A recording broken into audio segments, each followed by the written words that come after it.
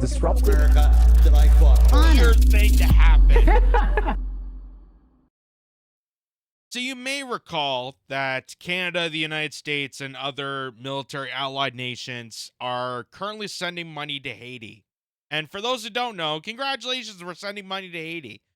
Just on top of sending money to Ukraine for war, just like we're sending money to Israel for war, we're apparently sending money for security reasons. We don't exactly know what the security is, but that's what they're claiming here in government documents. This is from the government of Canada. And we've shown articles like this before, but again, to reiterate that the peacekeeping mission of Canada is to send $123 million in funding to improve security in Haiti. They don't want to mention, don't use the W word, and they don't want to mention what's actually going towards, but it's for security. Because right now they want to tell us that Haiti is right now filled with a bunch of gang terror. It's a bunch of, criminals and possible terrorists that are roaming the streets. So we're just sending, good, thoughtful vibes to this peaceful nation so they can just, do what they can to combat the problem. Because it sounds more peacekeepery in that situation than what's actually entailing. And what's actually entailing, as Dan Cohen points out, Dan Cohen, who's actually a journalist who investigated this, and has been to Haiti, done documentaries, he states that a Haitian cop from an elite unit says there's no civilians in poor neighborhoods outside of police control. So we don't need to know if they're armed or not. We just fire. Kenyan paramilitary death squads will soon join these killer police units to fight gangs. So your money from Canada, the United States, are going towards police states in Haiti so they can eradicate their own civilians and start a civil war. That security operation is so that we create chaos in another Latin American country that eventually things are going to come out of control and then we have to come in and combat the problem ourselves. But here's where this money is going towards. This is from France 24, and this is exactly in hindsight of what this money, the security money, is going towards. And one officer tells us they consider anyone in sight here as a potential bandit. Des zones clés occupées par les gangs, c'est vraiment difficile, presque impossible pour qu'il y ait un civil. D'ailleurs, presque tout le monde s'est enfui chez eux. Donc on n'a pas besoin de voir s'ils sont armés ou pas. On frappe, tout simplement. And one officer tells us they... So there's top officers in military gear shooting down people that they don't even know are a danger or not. That's what our Canadian good-loving dollars, our peacekeeping mission, is going towards, allowing corrupted CIA-backed Haitian cops to target their own civilians. It's good to know that we're so thoughtful in providing other nations with good intentions, right? This has nothing to do with geopolitics. It's nothing to do with advancing our imperialistic empire to hopefully destruct Haiti and crumble it within so that we have to storm in and turn it into a capitalist regime. It has nothing to do with that, right? Well, here's Dan Cohen again, saying, according to the Pentagon's own media, the civilian contractors it has sent to Haiti are armed, meaning that they are mercenaries. This basic propaganda graphic is all the transparency we're getting from the genocide enablers in Washington about their plans in Haiti. So those gangs that they're trying to eradicate in Haiti, why they're sending this money to stop the gangs, turns out they're also funding the gangs. So they're funding the problem and they're funding the solution to the problem, which keeps us in perpetual war. Just like they're doing with Israel, just like they're doing with Ukraine. Because in order for us to keep a war going, hey, You have to create the terror and keep it going. And that is exactly what's happening, folks. That money that we're sending off to these countries, we're enabling this terror and then trying to combat that terror and enabling consistent war games and distraught in these territories that we can advance our own agenda, advance our own credence of regime change or salvation of these people, or try to capitalize off the death and disparity of these other nations. We have no intention of liberating them. We have no intention of humanitarian causes. We have no intention of security. That's just a playful term that they use to say that we're paying mercenaries and police officers just to kill each other. Well, civilians are dying in the middle of this.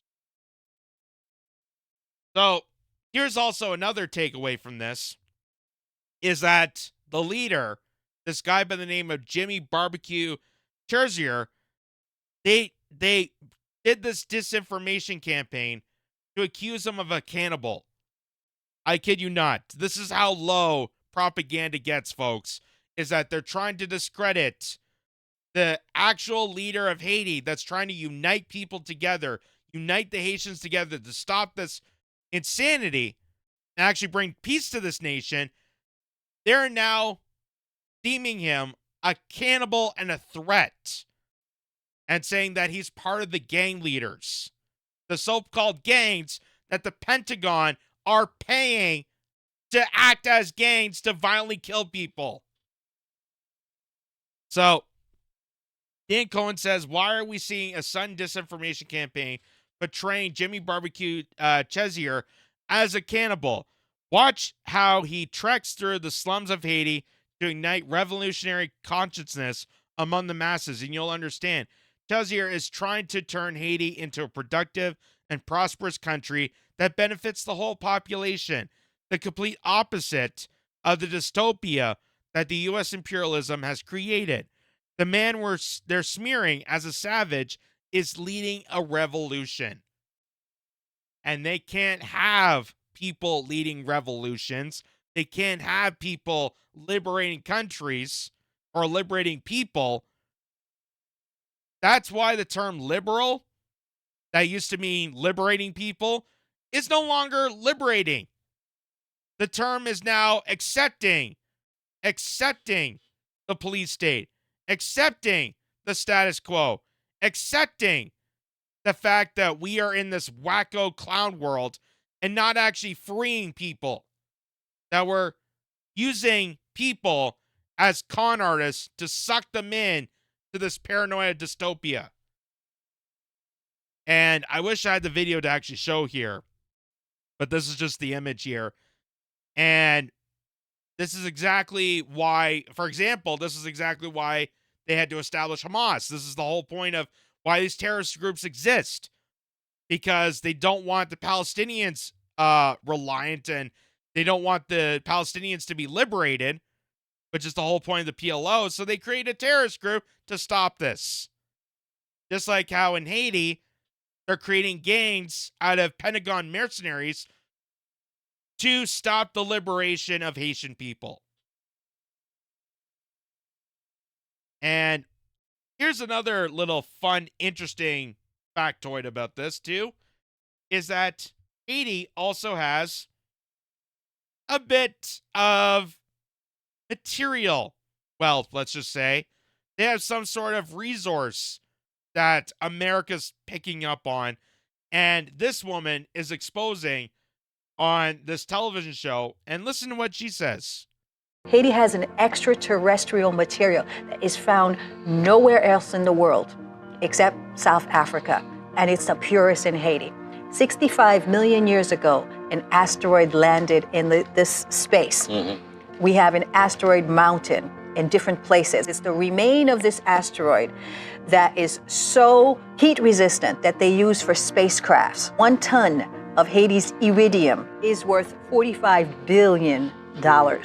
We have mountains of it. So what the UN occupation is that they put soldiers and private military contractors in UN uniforms They're everywhere in Haiti, digging out the mountains. Since 1986, with the fall of Duvalier, the U.S. military has been taking out Haiti's iridium. They say we have 20 billion worth of gold, 8 billion worth of copper, 120 billion worth of oil, and this iridium, we have mountains of it. Wow. It almost sounds like every other war that we've been in the last 20 years. I mean, Iraq had oil, Afghanistan had opium and lithium and other minerals. Syria had the same thing. Regarding the oil in Syria currently right now, there's mineral wealth in North Korea. That's why we're advancing warfare with them. Taiwan, we have microchips. And apparently in Haiti, there's mineral wealth that it's worth about billions of dollars. So, of course, we have to send them some democracy. We have to. Like, it's the most important thing we got to do. We got to secure these people, right? From the insane amount of mineral wealth that's hiding underneath them. We got to protect them by massacring them and slaughtering them and creating these gangs of violence to counteract people from actually liberating that country. We can't have prosperous people in that country. We have to protect them by giving them terror and providing that terror and funding that terror so that we could swoop in, pretend we're the good guys, and then steal all those resources. It sounds like every single war script I have heard the last 20 years. Why would this be any different? Why would this be any different? Why would I believe that the Canadian government is doing their due diligence to secure the nation from gangs? We don't even secure gangs here in this country. Have you walked the streets of Toronto? But we're going to send $123 million to cause warfare in another country because they have something that we want. And in order to get that, hey, we got to create some terror here and there. We got to throw around some military-industrial complex and stir things up. We got to create a little chaos so that these people get distracted and slaughtering each other, and then we'll come in as good guys, and then we'll just take off with the money.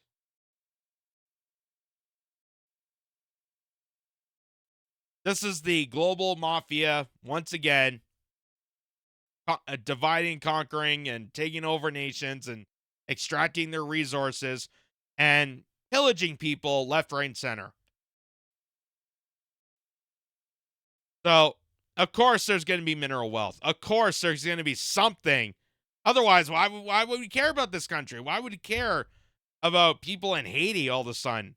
Oh, maybe it's something to do with the fact that we can capitalize off this. Maybe it's something to do with the fact that they have mass amounts of mineral resources. Maybe it's something to do with that. Apparently, they just explained it to you. And that's maybe why they care so much, to the point of calling their elected leader, the guy who wants to bring peace to the nation, a cannibal, which is a made-up fictitious story to propagandize people, to view him as some sort of bloodthirsty killer. Well, the bloodthirsty killers are the ones that are advocating for this. It's all a big, giant scam. And it's all through your tax dollars, ladies and gentlemen, because we can't afford to help veterans. We can't afford to build bridges.